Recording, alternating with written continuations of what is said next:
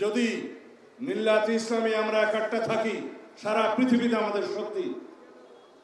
আমরা এই কওম হিসাবে, মুসলমান হিসাবে পৃথিবীতে বিভক্তির কারণে আজকে প্যালেস্টাইন আমাদেরকে হত্যা করছে, গাজাতে নির্মম হত্যাযজ্ঞ চলছে, সারা পৃথিবীর বিভিন্ন জায়গায় আমাদের রোহিঙ্গা ভাইদেরকে হত্যাযজ্ঞে শিকার হতে হচ্ছে শুধু আমাদের দুর্বলতার কারণে। যাই হোক, আপনারা যেটা শুনতে চাচ্ছেন সেটা বলি।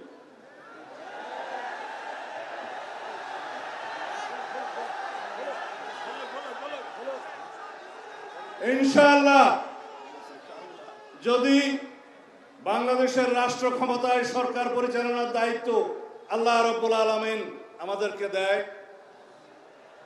এদেশের জনগণ যদি আমাদেরকে মহব্বত করে দায়িত্ব দেয়, যদি আপনারা সবাই সহযোগিতা করেন, মঞ্চে উপবিষ্ট যারা রাজনৈতিক নেতৃবৃন্দ, পীরে কামেল, হযরত উলামায়ে কেরাম, আমাদের দেশের বুজুর্গানে দিন যারা আমাদেরকে পরিচালিত করেন, সবাই যদি আপনারা সহযোগিতা করেন, একসাথে থাকেন, তাহলে আপনাদের এখানে আজকে যে সমস্ত দাবি দেওয়া আছে, আমরা সকল দাবি দেওয়া এই প্রস্তাবের পক্ষে ইনশাআল্লাহ। কানুনি ব্যবস্থা, আমাকে শেষ করতে দিবেন তো, আমাকে শেষ করতে দিবেন তো। কানুনি সকল ব্যবস্থা জাতীয় সংসদে আলাপ আলোচনার মাধ্যমে গ্রহণ করা হবে ইনশাআল্লাহ। এই জন্য সমগ্র জাতিকে ঐক্যবদ্ধ থাকতে হবে।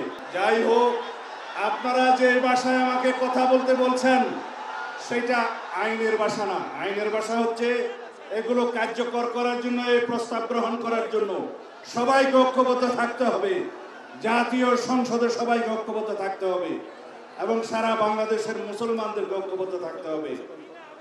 আমরা ইনশাআল্লাহ আপনাদের এই প্রস্তাব গ্রহণ করব। আমরা কানুনি ব্যবস্থার কথা বলতে চাই। আমি আগেই বলেছি, যারা রাসূলুল্লাহ সাল্লাল্লাহু আলাইহি ওয়াসাল্লামের পক্ষে নয় তারা মুসলমান হতে পারে না। খুদা হাফেজ।